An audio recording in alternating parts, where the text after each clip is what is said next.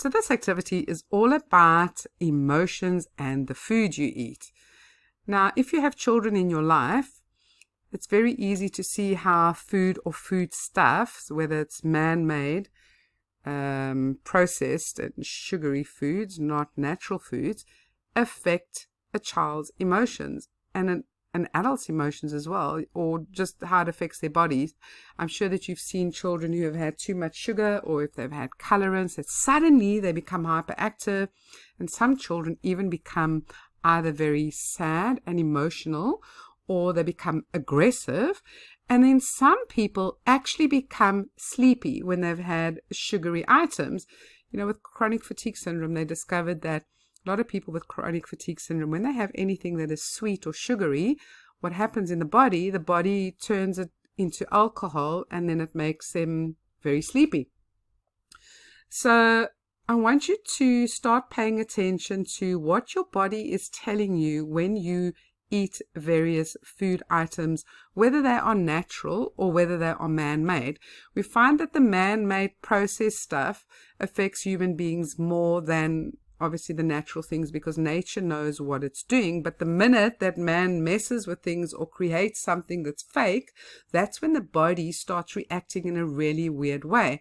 So for example, a lot of the artificial sweeteners, for instance, aspartame, some people call it aspartame, but a lot of research in America and in South Africa, not so much in the UK. For some reason in the UK, they still use it freely, but a lot of countries have actually banned it because they discovered that aspartame creates brain tumors. They've also discovered that it creates symptoms in the body which mimics lupus. It also mimics the symptoms of MS. So what you put in your body has the potential to make your body ill, but it also has the potential to affect your emotions. And specifically, when I say to you that it makes some people sad, or that it makes children emotional when they have too much sugar. And the reason that this happens is that when you are eating too much sugar, this then spikes your blood sugar, which then affects your insulin, and your insulin is what keeps you kind of your sugar balance, and it affects your hormones, because you'll also find that with menopausal women, for instance, or women that have been or going through menopause, that the insulin is affected a lot.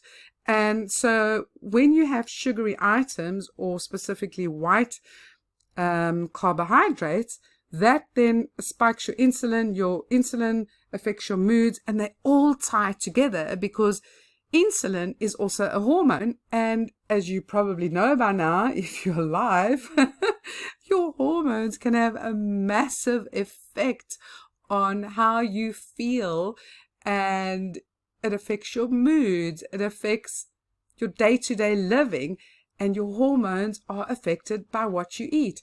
Now, obviously, there are natural substances that also affect some people. Some people are allergic to peanuts, some people are allergic to various fruits and veg. So it's important for you, and I'm sure you'll know by now, what you are allergic to and what you aren't allergic to. But there are certain things that some people are not aware of. So for instance, if you eat dairy products, how does your body respond? Now, some people's bodies respond with a lot of coughing and spluttering and this this phlegm thing going on.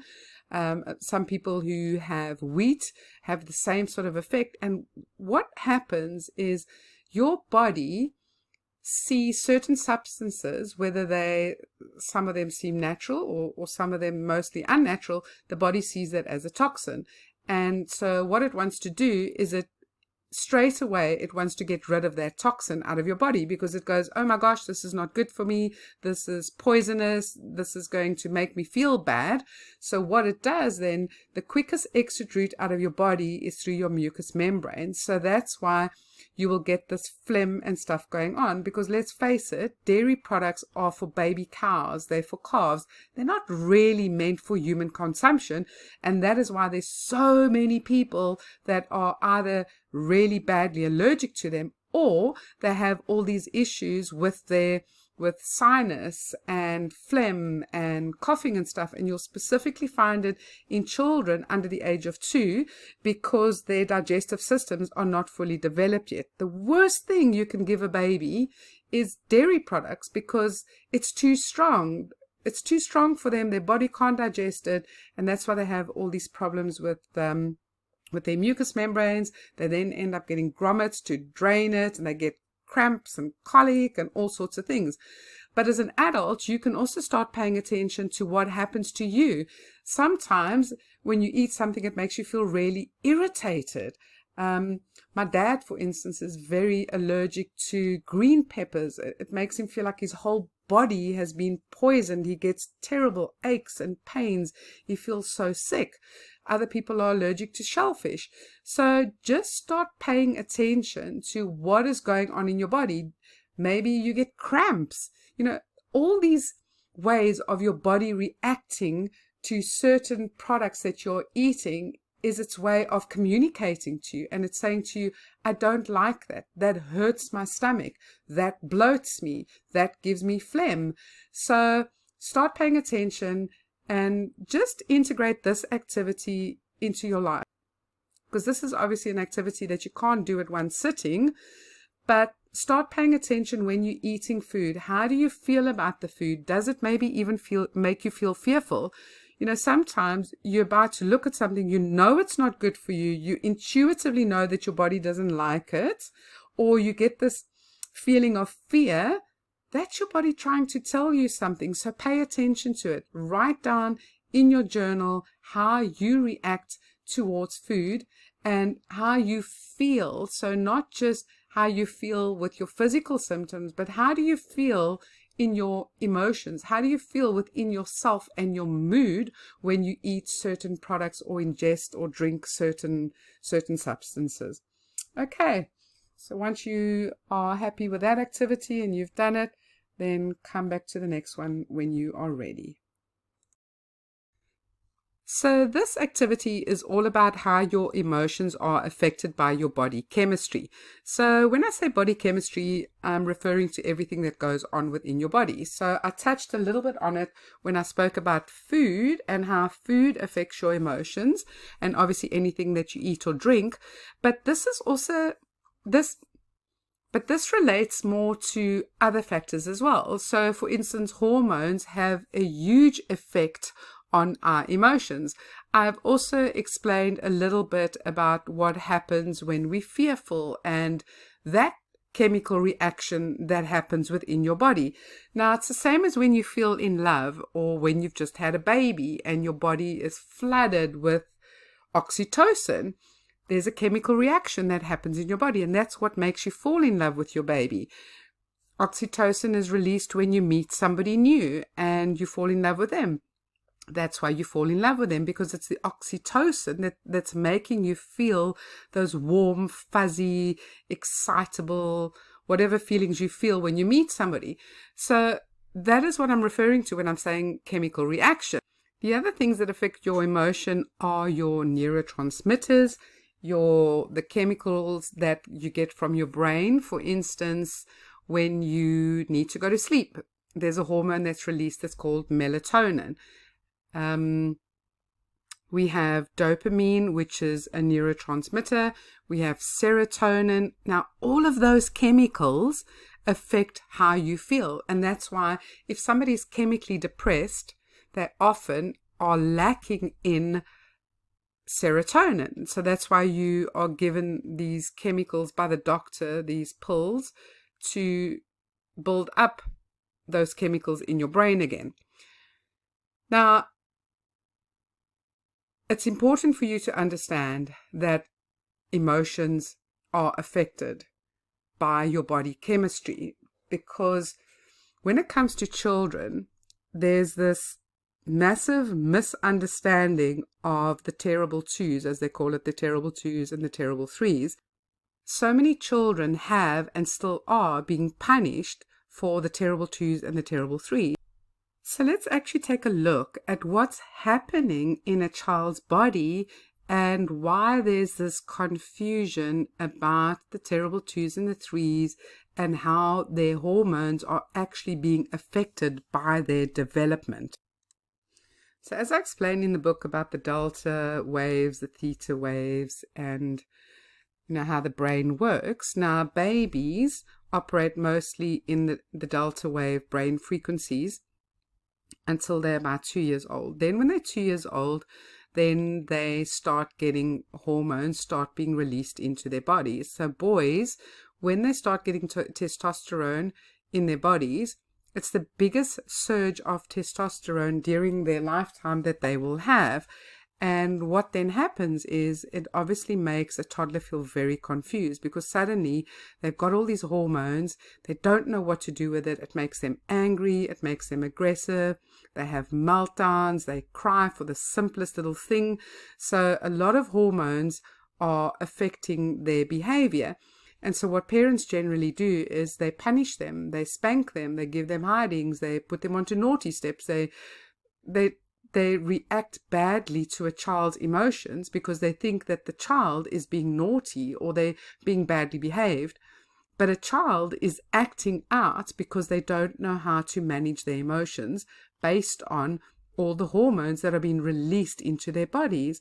And that's why, as I said, it's the hardest period for a child when they're 2 years old and 3 years old, because so much is happening in their bodies and they don't know what to do with it. Before they turn 2, they're all about safety and survival. So everything is about eating, feeding, being dry, being warm. Everything is about survival for them. But when they're 2 and 3, they just become a hormonal mess because of the release of all these hormones into their bodies. And when you understand this, you would actually help your child through that. And you will learn how to do that when you go to the next step, when you become an EQ tutor or an EQ coach with children, where you will learn how to actually speak to children and help them through those emotions as young as 2 and 3, because they're just very confused and they're acting out. So then you find again as a child gets older, so when they get to about 4, then the emotional brain kicks in and they start feeling happier, they're very curious, their little personalities start to shine, and things generally go well until they get to about 7 years old. Then they have another development change that happens. And then of course they get to puberty, and then there's hormones again. So hormones start changing, their body starts changing, they start developing, they have these growth spurts. So they're in a different phase again, and they're very unsure of themselves. They're losing confidence. They've got to rebuild their confidence. Their friends are more important than their parents. And this is like a natural phase for teenagers. But here again, this is another phase that freaks parents out because they don't understand why their children are behaving this way. And then all this conflict happens and they're trying to control their kids and they're trying to overpower them, but their children are actually going through a natural phase of separating from the parent, because this is where they learn how to become independent of their parents. So they're not that reliant on them anymore. But once again, body chemistry affects their emotions. So just from these few examples, you can see that how much happens within your body and how it makes you feel. And it's how you handle those different stages and how you react to people, and especially children, that is going to either make them feel normal or abnormal. And often it's the reason that adults have such a hard time dealing with their emotions when they become grown up, because their own parents didn't know how to react or help them through their emotional development when they were little children and teenagers. So I want you to start paying attention to maybe the people around you, the people in your house, of how your body chemistry makes you feel. Even things like, that chocolate releases a nice feeling. It releases, I think it's serotonin or endorphins, which are the good feeling hormones. So when you eat chocolate, it makes you feel good. And that's why people become addicted to it and they like it because it gives you a good feeling. It's the same as where with other food stuff, and I know we've spoken about food before, but it's often why we love certain foods. I mean, my favorite food is pizza. I absolutely love it. And a couple of years ago, I found out why I'm so addicted to pizza. Not totally addicted to it as in addicted to a drug, but what I mean is it's my absolute favorite food, because what we do is that we love the feeling that that food gives us and we want to constantly recreate it. And that's where you get emotional eating. That's where emotional eating comes from. But it's also about recreating the memories that we had and how we felt when we ate it. So your chemistry has a massive effect on your emotions.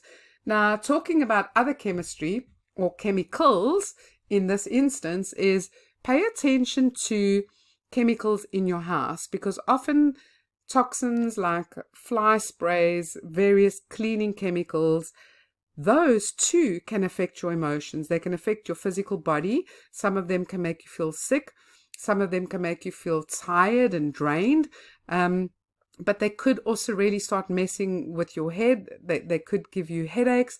So chemicals have a very strong reaction on our chemistry within our body because it's toxic. And I've already explained how your body reacts if something is toxic. So yes, so that's all about emotions and body chemistry. So for this exercise, I just want you to be aware and pay attention to your own chemical reaction, and maybe if you have a chemical reaction based on what you eat or smell, what you use in the house. Okay, once you've done that and when you're ready, come back to the next activity. So this next activity is all about self-reflection and reflecting on not only your emotions, because by now I think you've become very aware of your own emotions, how you feel inside, what brings about those feelings and emotions. But this one is to reflect back, or to reflect in the moment. So what do I mean by self-reflection? Well, it's almost like being an observer of yourself and checking how you reacted in a certain situation. So I want you to pay attention to, first of all, how you feel in that moment, what the name of that feeling is, and how you acted, how you behaved, or how you reacted in that moment. So this one has got a download activity. So I'm just going to show you what that looks like and what is required. Okay, so below this video, you're going to find out this activity page that you can print out. And I really do want you to take your time with these activities, because as you can see, I've given you a heck of a lot of activities.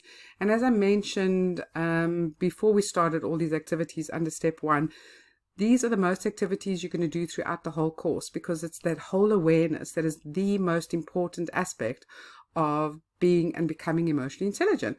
So, okay, so self-reflection. So basically you can print this out, and then what you do is every day of the week, just for a week, you're going to reflect back on something that happened. So maybe you met somebody, maybe there was an event. It can be anything. It really, really doesn't matter. But just when you become aware of having an emotional reaction. So you're going to name the event. So say, for instance, you met with one of your parents. You felt irritated because they were treating you like a child. How did you behave? What did you do? Did you lash out? Did you become sullen? Did you retreat? So I know that it's probably a little bit difficult if you don't see a lot of people. So if that is your scenario or your life, then think about the people you react with within your home, and maybe even on the phone or maybe on a Zoom call, because remember, we can communicate with people in lots and lots of different ways. So this is all about how you react and your emotional reactions based on events, and I call it events, but I could have called it interactions as well, that you are having towards other people. Okay, so go off and do that activity. When you're ready, come back and do the next. So this activity is to help you to identify label, and understand other people's emotions. And sometimes this is really, really hard for people to do. And particularly if you've grown up being made to believe that you are responsible for somebody else's emotions. I'm sure that you've heard somewhere in your childhood or your life when a parent or a teacher or somebody has said to you, "You making me feel so angry, it's because of you that this happened." And up until the past 10, 15 years, or even more recent than that, people are only now starting to realize that you can't create somebody else's emotions, because your emotions, as I've explained in the beginning of the course, they are created by your interpretation of life. So it's often really, really difficult to deal with other people's emotions, especially if we haven't learned how to separate it, because that whole factor about emotions being contagious comes in as well. And often other people's emotions, especially if they have really big emotions and they've been very angry people, and they're very loud, and maybe they're very aggressive. It's scary dealing with other people's emotions if you don't have this understanding that it's not your responsibility and that it's not your fault. So this activity is all about to help you to identify that, to see if you can see what emotion they are experiencing, and use that technique that I suggested a few activities ago when I said, get somebody to work with or make them aware of the fact that you are learning about emotions. So, and you can do this when they're not feeling emotional. Obviously, you can tell them about this course and that you're doing that, so that when they interact with you, you might be interacting differently with them, so they won't be on the defensive, or maybe they'll be a little bit helpful. So use that technique where you say, "Oh gosh, it looks like you're feeling very anxious. Are you? It looks like you're sad. Are you sad?" So check in with them so that you can start labeling and identifying those emotions appropriately. But then I also want you to become aware of, how do you respond to other people's emotions? Do they make you go quiet? Do they make you retreat? Do they make you feel like you want to hide away, run away, start panicking? Do you have a panic attack? What happens when other people are feeling really emotional around you? So there's a little technique that I want to share with you of how to differentiate between your emotions and somebody else's and not feel overwhelmed by their emotions. So the first thing that you need to do is to say, "This is not about me, this is about them." Because that immediately calms you down and it makes you more of an observer of this person's emotions. Now, you will learn more about how to handle children's emotions in these instances, because generally with children, we kind of either tend to rush in and want to save them from that emotion, or the children get punished for it. So, but what I'm saying to you is that you as an adult, when you're interacting with somebody else and they're very emotional, whether they're angry, whether they're sad, do not get caught up in their emotion. And that's why you've got to say to yourself, "This is not about me, this is about them." And then you just stay calm and you listen. You step into listening mode. You're just there for them so that they can express themselves, that they can just release those emotions and what it is that's paining them. You can then say to them, once they've done that, you can say, "Well, do you want a hug? Would you like to talk some more about this? Would you like me to help you with this?" So always ask, but don't ever just go rushing in and wanting to fix them, and don't get caught up in it. Now, there's this other technique that I have, and I know it's not always easy to imagine, but it's almost like you have a hand in your head. So what I'm saying is, I'm sure that most of you have seen on TV when they show teenagers being a bit cheeky and cocky, and they go, "Speak to the hand," because the head's not listening. So it's almost like that sort of thing where you're holding up your hand, but it's an invisible hand. It's a hand that you are imagining in your head. When it gets to the point where you're starting to feel overwhelmed and frustrated and whatever it is you're feeling about somebody else's emotions, it's almost like you're raising that hand, that invisible hand in your head, and you're going, "This is not about me." So find whatever technique works for you. So whether you're just saying it or whether you're holding up a hand. Now, The other thing about other people's emotions that I mentioned in one of the activities before is that you can take on other people's emotions. You will actually feel it in your body if you're not aware of it. So you can just, it really blindsides you. It honestly can blindside you, but I can promise you this, that the more aware you become and the more emotionally intelligently you live, and the more emotionally intelligent you are being, you will find that this becomes second nature. So don't stress about it in the beginning, but I want you to be aware of it, because everything is about being aware of it so that you know that you can do something about it and that you can cope and handle with it. But if you, for instance, you've left your grandma's house or your parents' house or whoever, and you're just feeling really down and you become aware of how your emotions have changed, there's a technique where you can go, who does this belong to? Is this my emotion? And it's so interesting what happens. You know, your brain and your body is so intelligent, because the minute you ask yourself that question, and it's not your emotion and not your feelings, you instantly feel better. It just kind of disappears. It just dissipates. It's incredible. And it's the same as when you're looking for an emotion and you don't know what that emotion is. You don't know what that feeling is. And that's why I refer to the feeling list so many times, is that when you're learning to identify your own feelings and what it is, when you go down that list, when you hit on the right one, you also get that sigh of relief. Your brain and your body goes, ah, that's what I'm feeling. Now, the opposite is true. So, coming back to the scenario where you've picked up somebody else's emotion and feeling, if you ask that question and you say, who does this belong to? And it doesn't dissipate, then that belongs to you. And chances are you'll probably start feeling worse and worse and worse until you figure out why you're feeling that way. And the same thing when you're trying to label a feeling. If you're going down the list and you think you have the right one, but you don't feel better and you start feeling worse, it's because you haven't labeled it correctly. You haven't found it yet what it is that's going on within you. And I just find that so interesting, because it's like you have those aha moments where your body and your brain goes, there we go, you found it.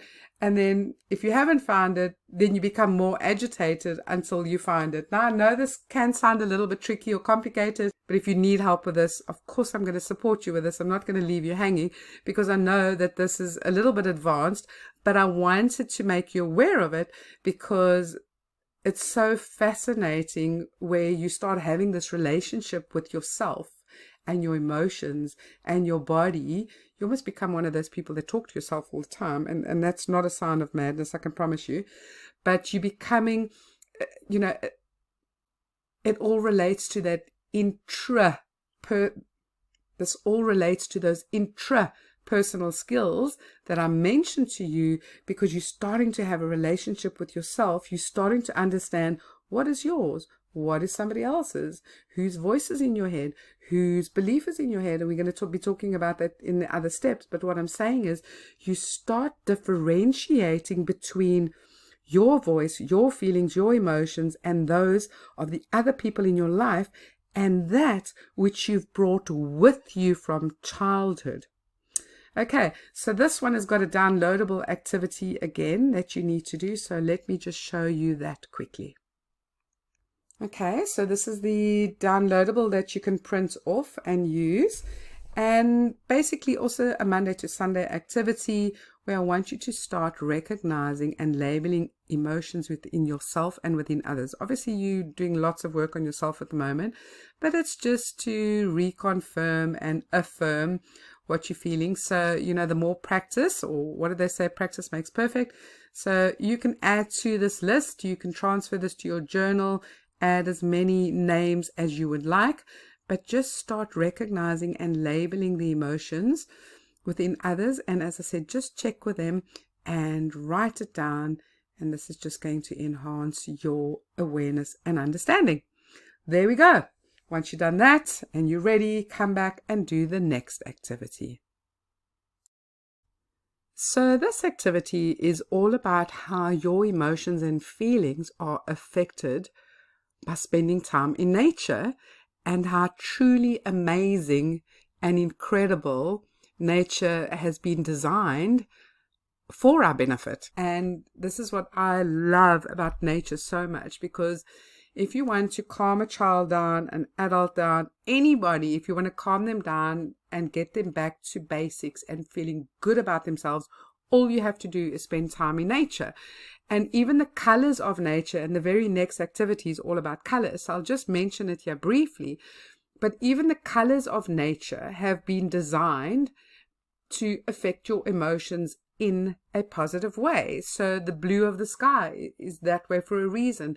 The sound of the ocean and the sea, that sound of the sea is very similar to the sound of the womb.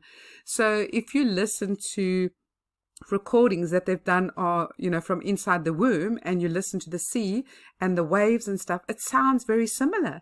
And that's why you can go to the sea or walk alongside the sea or listen to the sounds of the waves, and you will feel so calm and so safe, because it's designed that way. The color green, the color blue, all of that has been designed to make you feel good. And often when people are not feeling grounded, now feeling grounded is a very different thing, and we do talk about it in the advanced modules, but I'll just mention it here, is that, our bodies are an electrical system. Everything runs off electricity in our bodies. So if you think about when people have a heart attack or their heart stops, what do? They shock them back to life. And it's the same as where your heartbeat starts becoming irregular, and you start getting arrhythmia, and it affects you. And often they've got to shock it to get it back into rhythm. So our system, our body system, our brain works off electricity. Your brain, if it becomes too hot, the temperature, you can fry your brain literally.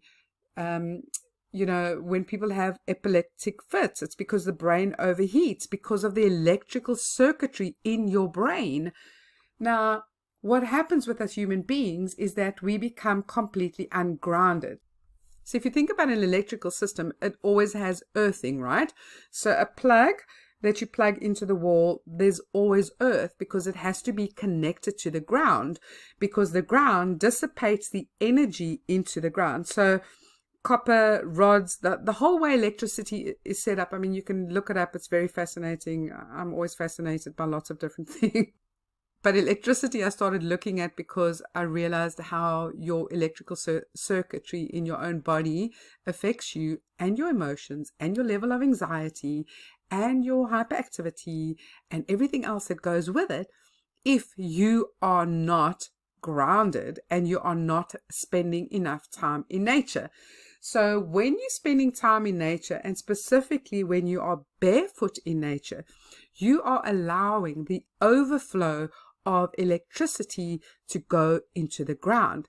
And that is why you find there's so many children and adults these days that are suffering from tremendous anxiety.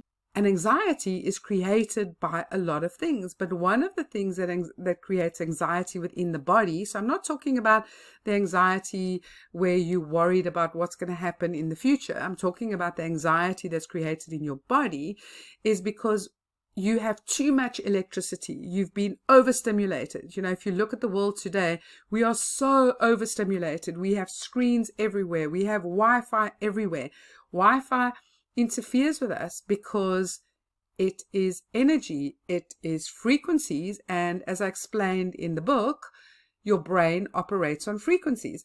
So we become very overstimulated and too electrical in a way, if you understand what I'm trying to say. So if you think about, when you plug a plug into the wrong plug, or it becomes overheated, that's basically what can happen in our bodies as well. Our rhythms get out of sync and we can become overheated, for lack of a better description. So nature is what is going to calm the body, calm the mind. All your excess energy, all the excess electricity that has been built up in your body, you can go and release it in nature, because the earth absorbs that. It's just the most amazing thing. You know that even when you earth a house, the copper pipes are put deeply into the earth because that's where the excess energy goes. That's where the excess electricity goes. And human beings are exactly the same. We also wear plastic shoes. So our shoes are creating more static electricity. And so the excess electricity doesn't have a way of escaping into the earth. So there's a few ways, and I did say there is another module on here, and I've gone on a bit of a tangent here. But there are a few ways. So nature is the most incredible way, and it's designed that way, not only to earth you and to ground you, but to calm your mind, calm your senses, calm your nervous system, calm your soul. The water that reminds you of being safely tucked away in your mother's womb, the colors with their different frequencies, and the earth that absorbs all this extra electricity. So I want you to be aware of the amazing benefits of spending time in nature. So try and spend a half an hour to an hour a day if you can. Go for forest walks and just pay attention to how absolutely amazing you feel when you're in nature versus when you are in an artificial environment. Okay, that's the end of that one. And we've got a few more, and then we're done with all of these activities of becoming self-aware and aware of others. Okay, so this is about emotions and color, and it's not so much an activity than it is to give you an awareness of how color affects our emotions. And I'm totally fascinated with this. I discovered this a couple of years ago, and I went on to do a color therapy course, which was incredible. One of the best courses I've ever attended in my life. And it's just so fascinating. It's incredibly fascinating. Now, the thing about color is what a lot of people don't know is that colors have frequencies. So if you remember back in the book where I spoke about frequencies, everything has got a frequency because we all are energy. So we're all made up of energy. We're all energy beings. So nature's got energy. Anything that has been made basically has energy. And frequencies are, if you go and Google it and look it up, frequencies are wavelengths. So if you think about wavelengths with radio, radio sound waves, and you think about TV and anything that's broadcasted, all of that goes on these different wavelengths. Now, color has its own wavelengths as well. And so color is all actually made up of white, but then when you have these different wavelengths and frequencies, it then makes the actual color, and it's got to do with when it hits the eye, and it's a little bit complicated, but it's also fascinating. So do yourself a favor, go and Google it, go and look it up. I can't do a whole course on that. But I wanted you to know how it affects you. So this is really interesting because you also have something called color psychology. So for instance, the color blue gives a person a sense of trust. So if you're looking at somebody who's wearing blue, or you have or you can see the color blue, it elicits a sense of trust in a person. So if you think about the sky is blue, it makes us feel comfortable. It makes us feel comfortable, at peace. So that is what the color blue does for you. And that's what's so interesting, how nature is in line with this whole color frequency and color psychology. So it's the same with green. Green has a very calming effect on people, and you'll find that green they use in a lot of mental hospitals. So they'll paint the walls, but they also use it in studios where people are creating, because it has a very calming effect on the human body and the nervous system. Then if you look at the color brown, brown is very steady. It's very earthing, like we were speaking about in the previous like I mentioned in the previous activity about nature. Brown gives you the sense of stability and security. So there's many studies that have been done on this, but I want you to become aware of it, because what color does, for instance, it can overstimulate. So if you think about in Spain where they have bullfights, right? What do they use? They use a red cloth because it makes the bull feel really, really angry. And it elicits rage, anger, fear. And that's why they always say, oh my gosh, I just saw red. I was so angry, I saw red, because red is a very, very passionate color. It makes us feel a lot of emotions. So companies are very clever with this. They have learned how to use color and the frequencies and the effect on human beings within their marketing and how they sell things to us. But it's important for you to know about color because, as I said, sometimes it can be overstimulating. So one of the mistakes that parents make when it comes to their children and their children's rooms and their nurseries is that they put too much color in there, because a baby finds red, for instance, or bright blues, bright reds, very bright colors, very overstimulating to their senses, because it's these frequencies and the waves of how it travels towards the body and how the body interprets it. So it makes it an overstimulating environment for a child. Whereas back in the day, I mean, I remember when my children were babies, they're now in their 30s, so it was a long time ago. But when they were babies, we all used pastels. Now, pastels are actually so much better for young children and babies because they're soothing, they're soft colors, they're not hard on the eye, they're not overstimulating. And you know that the most nurturing color that you can have is pink, because pink is the same color of the inside of the womb. And so the human mind, the human brain, the human body associates that lovely, nurturing feeling of being cozy and warm in the womb. And so that's why it attaches that feeling to the color pink. So I hope I'm making sense here.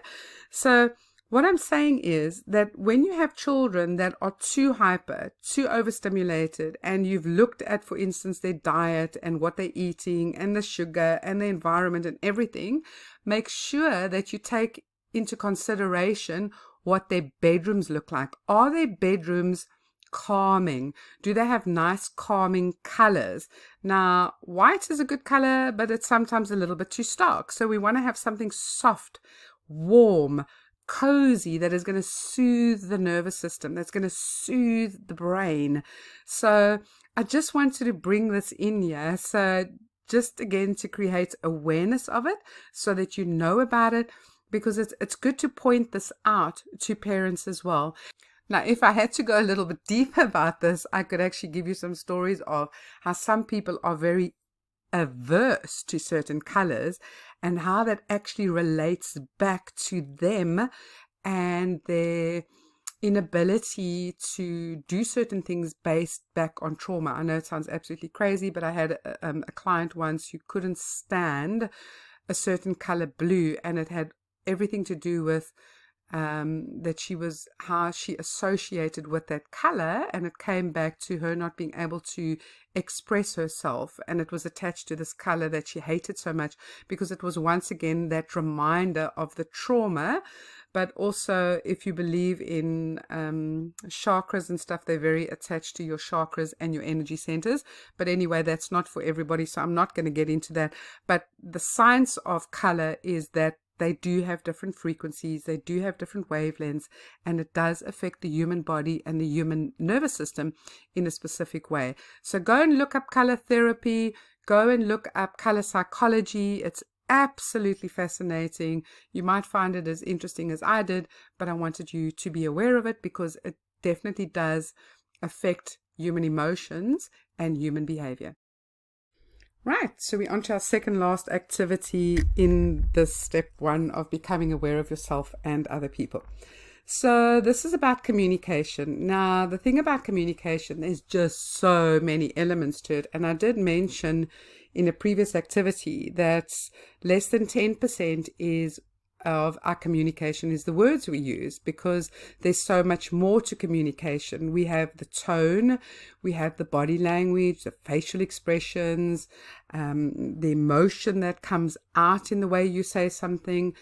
And I always find this really fascinating how different people can interpret different messages. You know, if you look at some people who don't have all their senses, people who are possibly deaf, people who are possibly deaf, people who are blind, non-verbal. So there's a lot of different ways. There's a lot of different components that make up communication. So I just want you to start paying attention to that, and also just write in your journal when you are listening to somebody or watching somebody. And I just want you to become a little bit analytical about it. And you can even do this when you're watching TV, when you're listening to a radio station. This doesn't have to be in person with somebody, but just start paying attention to the different ways of how people communicate their message and see what makes up that message. Sometimes we can get a lot of mixed messages when people aren't congruent with what they are saying. So say, for instance, you are saying yes to something, but you're shaking your head from left to right. That means you're not congruent with your message, because your body language says one thing, but your words are saying another thing.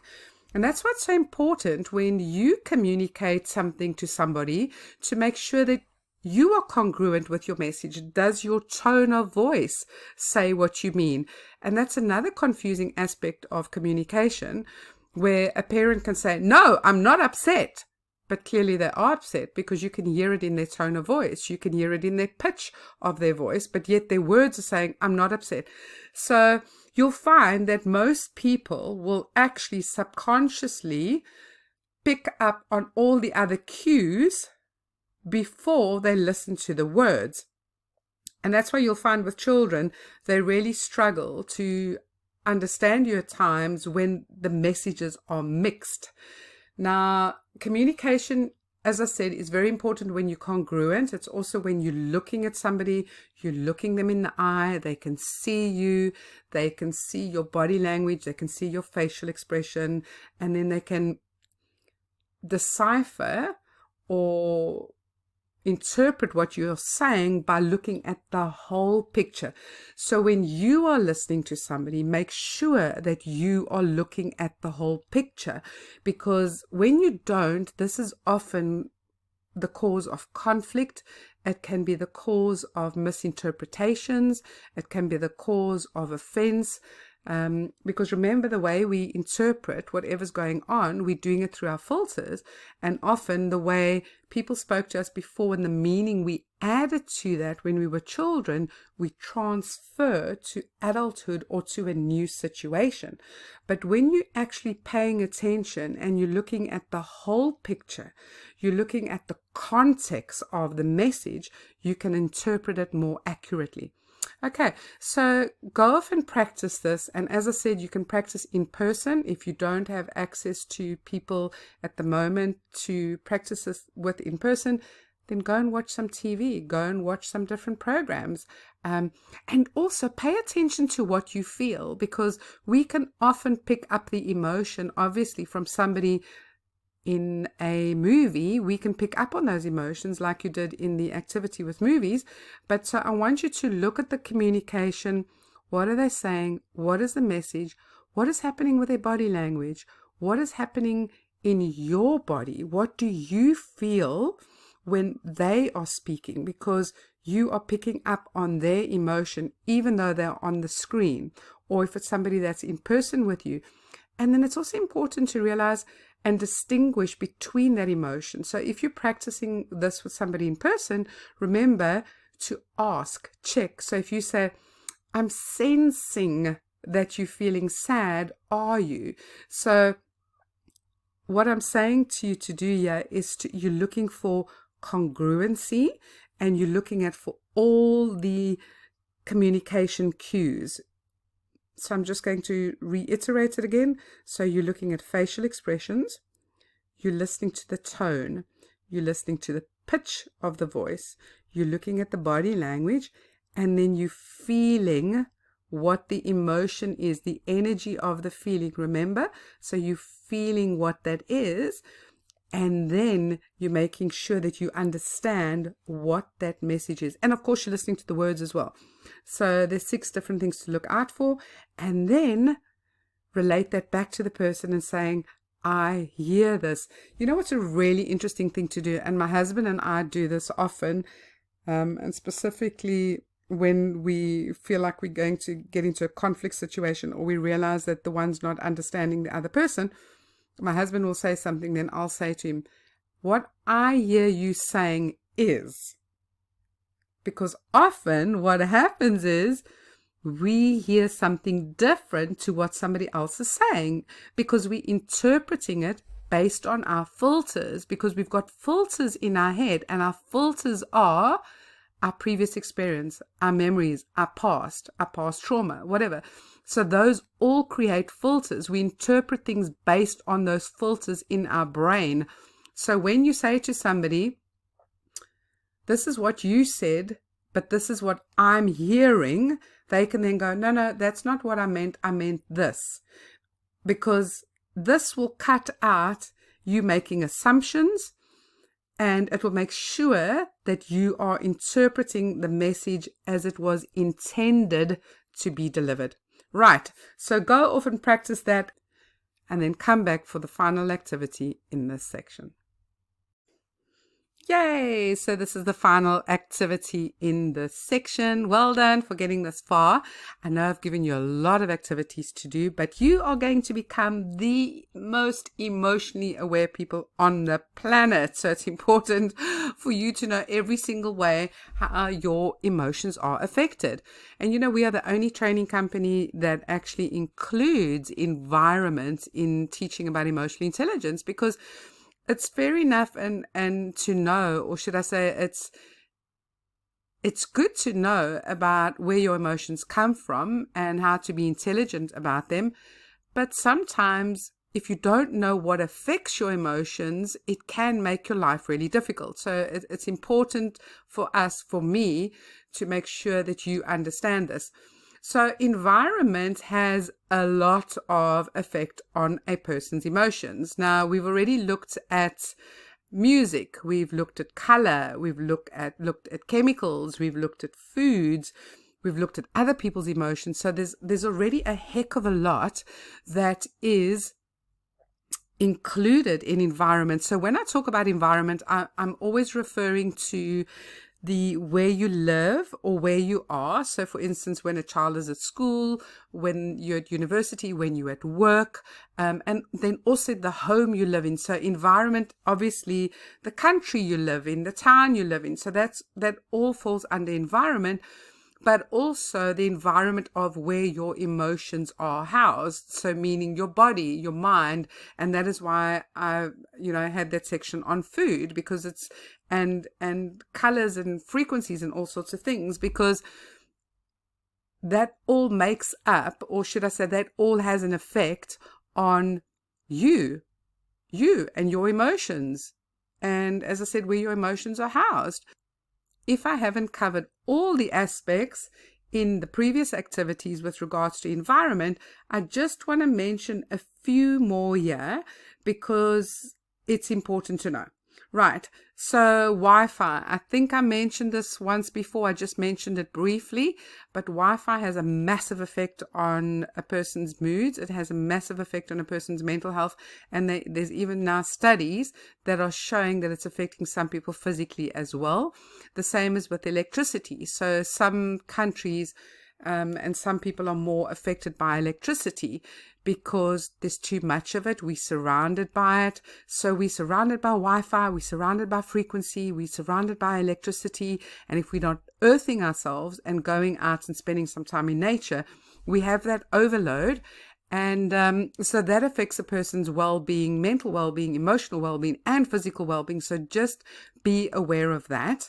And also, if you think about it, your brain, as I mentioned before, and in the book, is that your brain is a transmitter as well as a receiver, and it's obviously receiving frequencies because your thoughts are on the same range of frequencies as what a radio station transmits. So when your brain is transmitting and receiving, it's also on that same megahertz frequency. So if you think about it this way, when there's a lot of Wi-Fi in the area, and they are constantly transmitting their messages, your brain is picking up so much different information. I can't remember how many hundreds of thousands of bits per second apparently the brain is aware of that is going on around us or picking up. But obviously your brain then decides what it's going to do with the information. Is it going to do something is it going to receive it? And if it does receive it, what is it going to do with it? Is it going to process it? Is it going to ignore it? So you can imagine the more frequencies and the more radio waves and TV waves and radiation waves, because remember your microwave and all of that, everything, they're all giving off waves. So if you can imagine your brain's going, oh my gosh, what am I meant to do with all of this? So because there's so much of it, and so that causes a lot of overstimulation, a lot of anxiety, a lot of stress, because your brain's going, I don't know what to do with this, you overloading me.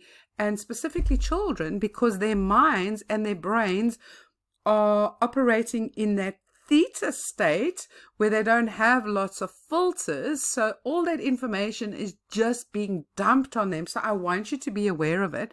And I just want to give you a little tip here. If you can, switch off the Wi-Fi in your home at night when your children are going to sleep. Rather, if you can, get plugged in and have cable, what do they call it now? Fiber. But Wi-Fi, if you're just reducing at least one of them, it's going to help them to sleep better at night. Do you know that here in France, they have banned any Wi-Fi from any of the schools because there's so many studies showing how that is affecting children and how it's making them very anxious, very stressed. And also remember, because we as human beings and our brains are also transmitters, we are often picking up on other people's signals as well. So there's a lot of information that is circulating that you don't even know about. All of that goes into the environment, and all of that creates a lot of stress. And stress is going to affect your emotions. So I want you to pay attention to that. Also things like solar panels. You know, they think solar panels are so healthy for you or so good for you. A lot of times they're not, because they have a conductor or they have an inverter. And a lot of the times the inverters give off radiation. Think about cars, the pollution in the air. Pollution in the air means that you inhale it. Your body has to process it. It's got to filter it out. It's got to go through your liver. That also affects your emotions, especially if your liver is overloaded. The same as with your kidneys. So if you're drinking a lot of colorants, if you're drinking a lot of artificial sweeteners, if you're drinking a lot of anything that's not natural, your body has got to filter that. So, you know, your body's got to work harder, specifically if you give it anything that is not natural and toxic to the body. So you can see now just how much your environment can affect you and can affect your emotions. I want you to even think about things like body creams. I think I mentioned this before. Shower gels, smells in the air. We spoke about that. People have become so worried about the sunlight now that what they tend to do is they lather their children with so much sunblock, but a lot of the sunblock is chemical. So what I'm saying to you is that just be aware of this so that you can clean up your environment. Try and live as naturally as possible. Put your Wi-Fi off at night. Put your mobile Wi-Fi off at night on your phone so you don't sleep with that going on. Don't have it close to your head. If you read the instructions on your mobile phone, it will actually say that it shouldn't be next to your head. It should be away from your head about 2 meters or something, and that's why a lot of people use headsets. So clean up your environment. Be aware that environment, whether it's in your body or in the place you are spending your time or living in, that is also going to affect your body, your brain, your mind, and your emotions. Okay, so that was the last of the awareness activities. And well done on doing those activities. I hope you've learned a lot from them and that you've become really, really emotionally aware. Okay, so when you are ready, proceed to step 2.